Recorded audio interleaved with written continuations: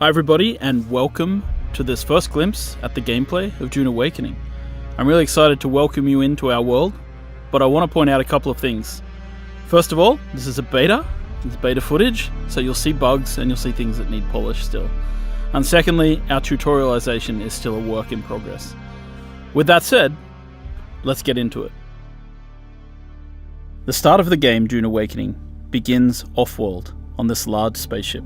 Show yourself, child. It is here, in the presence of the Reverend Mother, the character creation begins.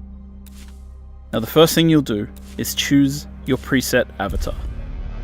Some of these are heavily inspired by the Denis Villeneuve movies.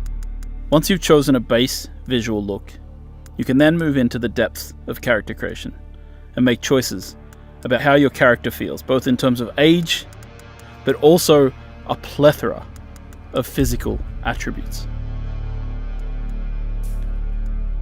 Our goal in giving players access to a detailed character creator is to really allow them to create the avatar that lets them fulfill their fantasy of living out their dreams on Arrakis.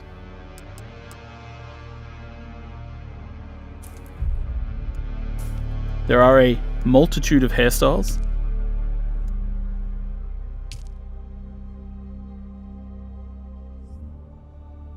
and other things such as tattoos for players to choose from.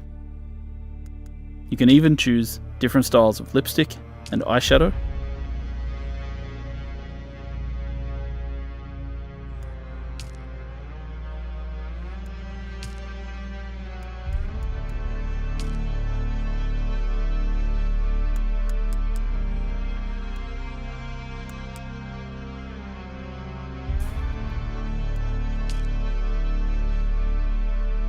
You can choose the muscle tone of your character, from height, arm thickness, leg thickness, neck length.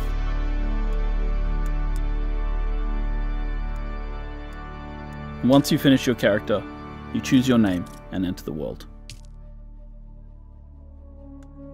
And once you've customized the avatar that you want to play in the game, Have they told you well, then we what move I into am? the second phase of character creation.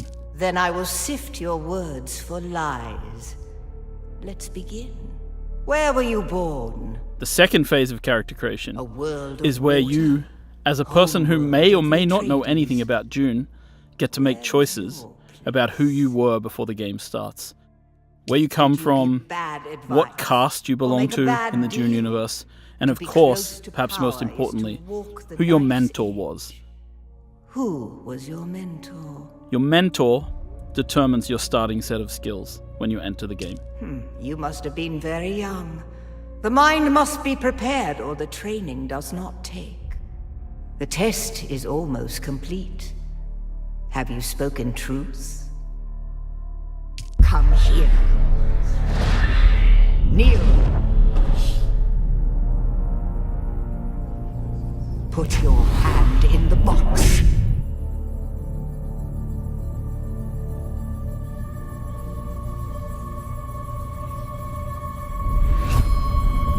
I hold at your neck the Gom-Jabbar, the high-handed enemy. Don't pull away or you will die. Great plots are afoot in the Imperium, and the currents of intrigue run deeply. Arrakis is the key, and the Fremen are missing. You will go to Arrakis as our agent, prisoner. You have one task. Find the Fremen. Wake the sleeper. You will know when it is done.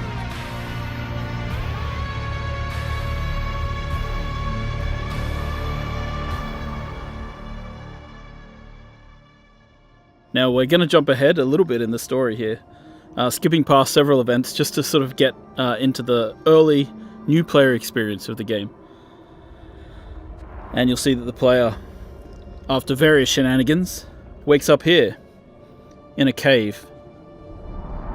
And as we sort of look around the cave, we'll notice that it's filled with Fremen and the remnants of, this ancient culture.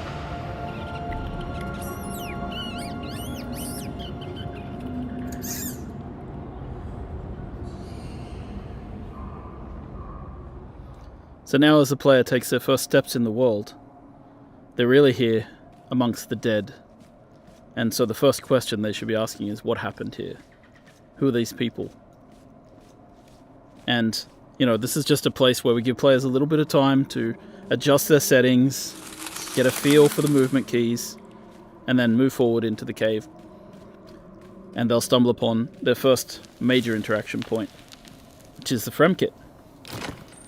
The Frem Kit in our game serves as both a backpack for the player, of course, but also really a guide. The Fremen used to pack these with interesting objects that they could use to survive in the desert, and it's no different from the player.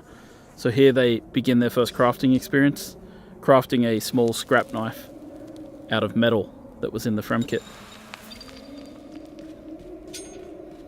These caves have been moisture sealed in order to preserve the moisture of those within the cave, and so the player, as they explore, will be able to use their scrap metal knife to pierce the seals and escape. So really this entire area, built using Unreal Engine 5, is just to sort of get the player and ease them into the path. A lot of survival games have very abrupt, very harsh beginnings, and we tried to, you know, make the experience of joining Dune Awakening just a little easier, just give people a little bit of a feel for the world before we really toss them out into the harshness that is the desert of Arrakis. So here we've crafted a heal kit, and we're going to use that to heal our character. And once we're healed, you'll see that our stamina bar in the bottom left appears. And now that we have stamina, we can climb. The climbing system in Dune Awakening is based in part on the one that we built for Conan Exiles. It's a free-form climbing system. It can be used to climb almost anywhere.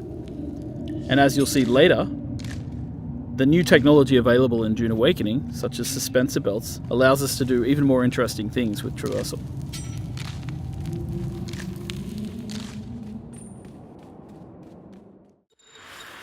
So once we've finished that first little section, we're jumping ahead, we're going straight into the harsh real world of Arrakis. And here are your first steps on Arrakis. Your ornithopter has crashed, and you've got to escape from the crash site immediately, because the sandworm always comes. And what you have to keep in mind is, these are the little ones. So these are the first sandworms you encounter in the game. There's bigger ones later on. The other thing that you have to pay attention to as a player is sunstroke and heat. So if you see in the top middle of the UI here, we've got this sunstroke bar building up. The longer you stay in the sunlight, the more chance you have of getting into this sunstroke state. And of course, our player here, not the sharpest knife in the drawer, has decided to stay in the sun and try harvesting water from plants. So he has become sunstroked. Sunstroke gives you a debuff. It means that your water goes down much faster than it normally would. That means you'll need to drink more often. So stick to the shadows, avoid the sun. It will eventually wear off if you stay in shade long enough. So now that we've made our way out of the first part of the desert and we're heading deeper in, we're going to start to harvest in the game world. So harvesting in a lot of these survival games is quite similar. In this case, we're picking up items, but we're about to pull out what's known as the cut array. And what we do with the cut array is we analyze structures to find their weak points, and then we cut along those lines to break open the structures and gain the resources inside. This is like mining. We apply it both to rocks, we apply it to metals in the game world.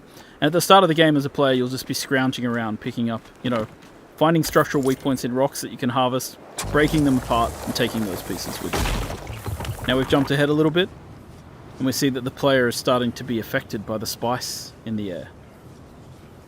And this means that players need to get somewhere safe, in shelter, before the spice overwhelms them and overwhelms their senses. And this is another large part of the game. We're not going to show too much of it today, but spice is a very important part. With the world broken apart by the War of Assassins, there are NPC bases scattered all over Arrakis. We're switching to a different character now, one who's slightly more advanced, and he's using his binoculars to mark an NPC outpost. We're going to mark that. That marker will then appear on our compass, and you're able to approach them in any way you like. In this case, our character uses a Shigawire claw combined with a suspensor belt to get up to high ground and approach the enemy base from above. Kind of one of the interesting things about Dune Awakening is just how you can combine the different abilities. And this is how traversal really plays into the game. Like, you end up being able to attack these bases from any angle that you'd like. Now, our player is going to craft the first gun in the game, known as a Mauler pistol, which translates to, the basic kind of weapon in the game. As you may know, in Dune, bullets are not the preferred type of ammunition. Instead, it's darts, which are fired at a slower rate in order to try and attempt to pierce shields. Now, this early in the game, enemies don't really have shields, so the player is going to sneak into the base from above and use a combination of their early abilities. In this case, dropping out a grenade, then sneaking around the corner, and beginning to get into NPCs head-on. Now, troopers are the basic shock troops of the universe, and their ability trees reflect that. Grenades, Shiga claws for moving around, and of course, they're able to take down people with headshots. You can see how suspensor belts really allow you to change your approach to combat.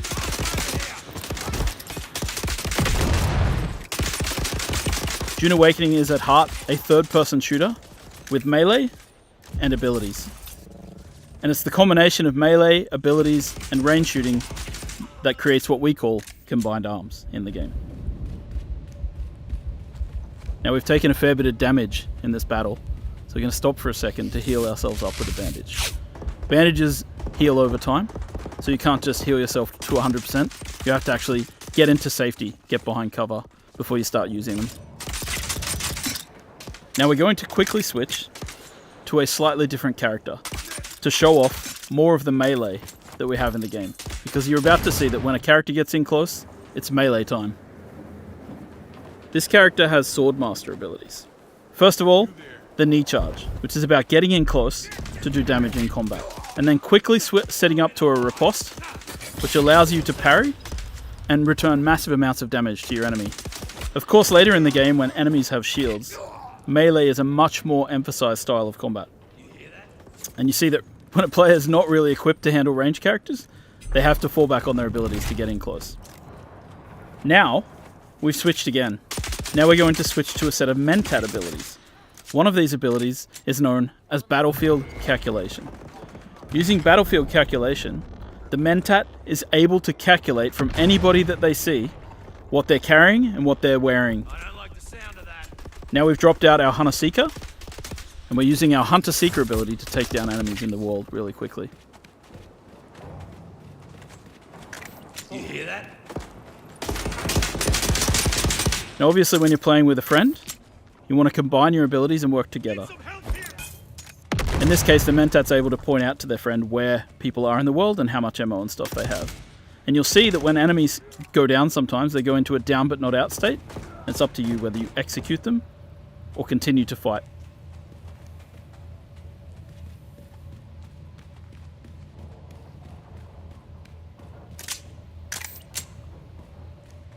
After a quick reload, it's back into the battle, with our friend coming from above and throwing out one more grenade.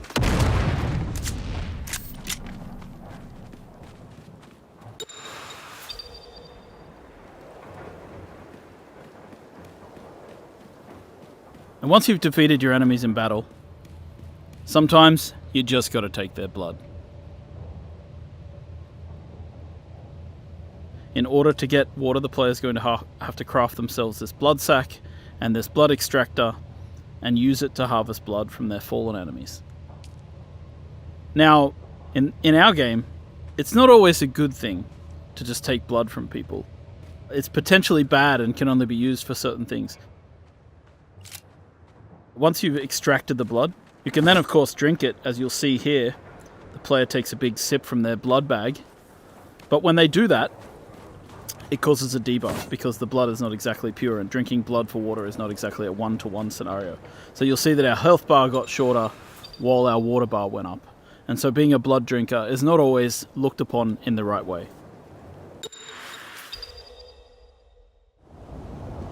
Of course, once you've played the game for a little while, you'll start wanting to build your own base. And the first part of that is placing down what we call a sub-fief console.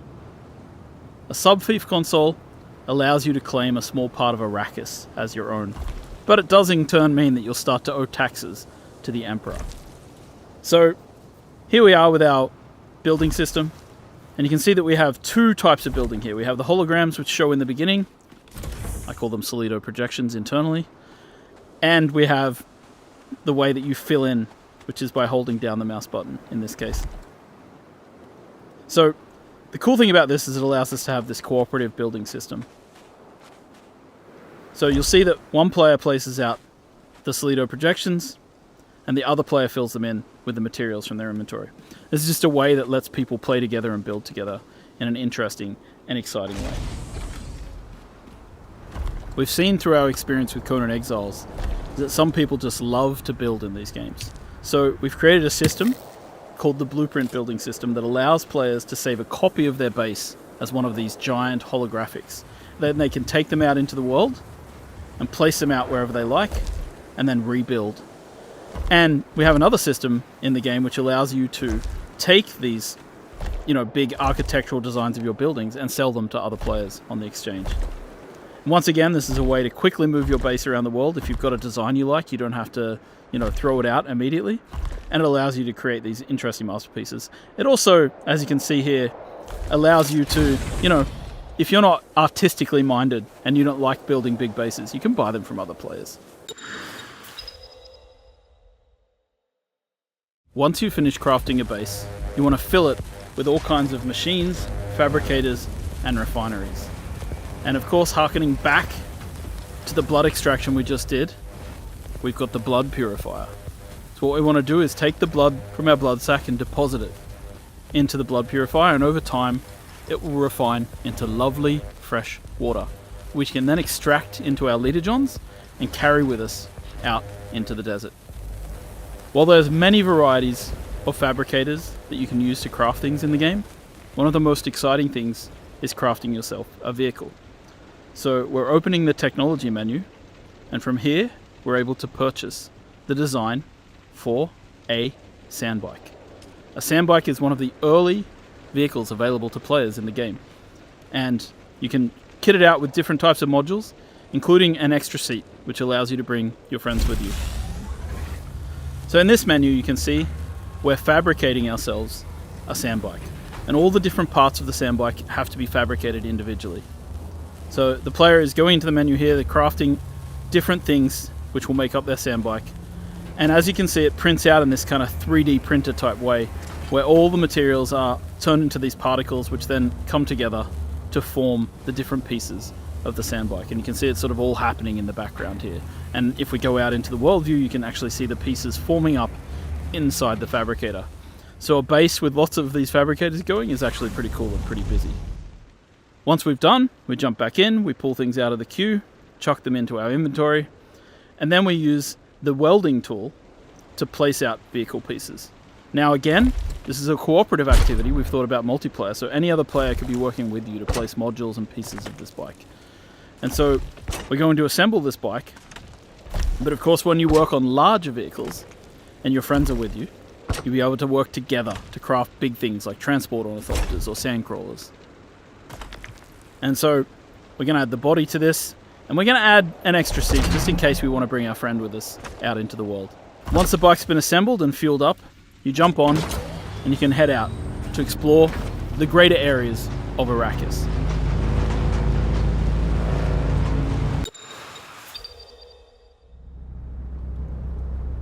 Heading out into the world to explore can be a dangerous experience. And as you explore the universe, you'll find certain dynamic events will occur. In this case, the War of Assassins has claimed a new victim, a ship which falls from the sky, spilling its loot all over the sand. So we head out there to see what we can get, to harvest and gather as much as we can. Of course, the problem is, this is extremely visible to everybody in the nearby area. So people will be able to see this, and so in a PvP area you might suddenly find yourself coming into competition with other players. In a PvE area you might just find other people competing with you to get to the loot first.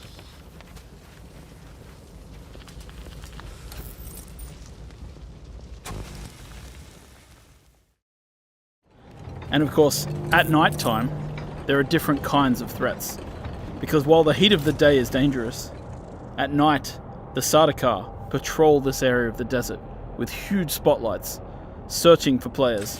Now this player is over here, harvesting dew with a dew reaper, sucking the water off the surface of these plants, and they've been captured and seen by the Sardaukar.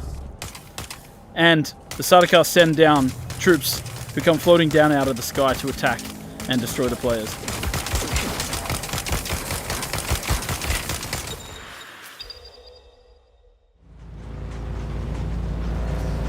Now, of course, as mentioned, traveling on the surface at any time risks drawing a sandworm.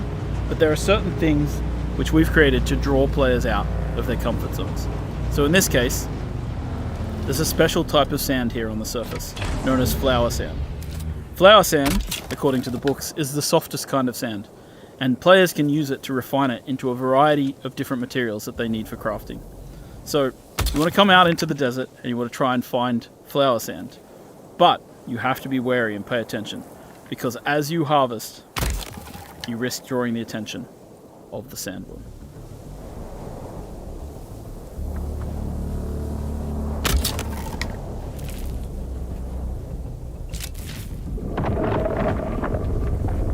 We've awoken the beast. The sandworm is coming. We spent too much time out here and it's coming to get us. Now you can see in the middle of the screen the indicator showing us that the sandworm is angry and it's coming after us. And our only option now is to get back to rocky ground, or the sandworm's going to take us. I don't know how those guys survived that, but somehow they managed to get to the safety of the rock island.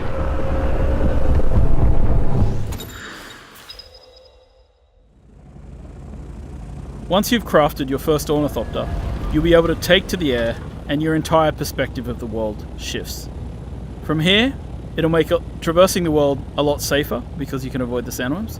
It'll also help you to go out into the larger world of Arrakis. Here we are in the overland map, and we're going to make our way south until we find the place known as Harko Village. Harko Village is the current seat of the Harkonnen, after their city, Carthag, was destroyed in a nuclear explosion during the War of Assassins. There's more details like that in the lore of the game for players to discover and explore.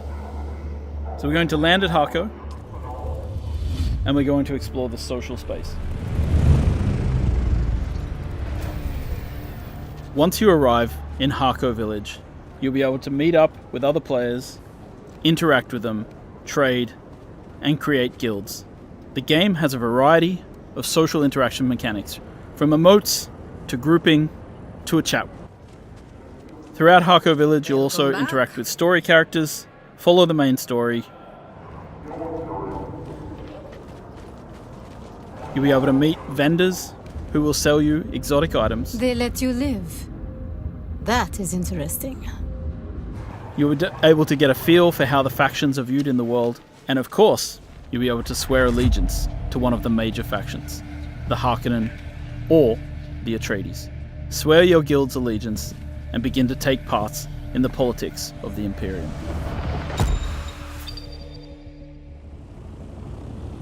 Once you've grouped up with friends, you should go out into the world and find desert Imperial testing stations. These are dungeon-like experiences, which you and your friends can work through together. So here we are landing our various ornithopters outside of one of the desert testing stations, and we're going to head in as a group. Now it's really important to prepare different skills and abilities. These areas tend to be more of a challenge, and it's great to work together to complement each other. So this is the skill tree. Here you can equip different types of abilities and techniques. We have 3 slots for abilities and 3 slots for techniques. And there are multiple different trees depending on the type of trainers that you've interacted with in the world. So our character here is going to equip a series of abilities that complements the rest of their group. In this case, Swordmaster techniques. Alright, so we're heading in, and of course you can use dispenser belts to traverse as you'd expect. And we're going to explore this Imperial testing lab. You've entered Desert Botanical Testing Station number 163. I'm Dr. Wen Olmeca, Senior Plant Geneticist here at the station. Testing stations have storylines, as well as enemies to fight and loot to be found.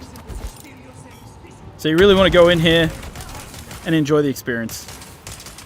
Playing through with friends, working together, using different weapons and trying out different techniques. Now this player has placed out a portable cover. This is a different ability to what we've seen before. And you see that the enemies here have shields. Using the flamethrower, it's easy to get through a shield because you can burn the air around them.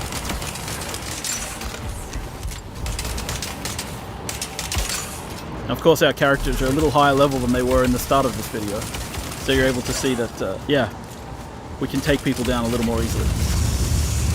And of course when you get to the end of these areas you find these really cool loot chests. And in these loot chests you find specialized components that are used for crafting exotic weapons and items. The end game of Dune Awakening takes place in the deep desert. Giant spice blows will happen, drawing players from all around to try and harvest the spice as quickly as possible. You want to get there first, and you want to try and take as much spice as you can before an enemy guild shows up to try and take it away from you. Now of course, if you're clever and you start to lose the battle, you might place out a thumper, and that limits the time in which people are able to take spice, because then the big worm is going to show up.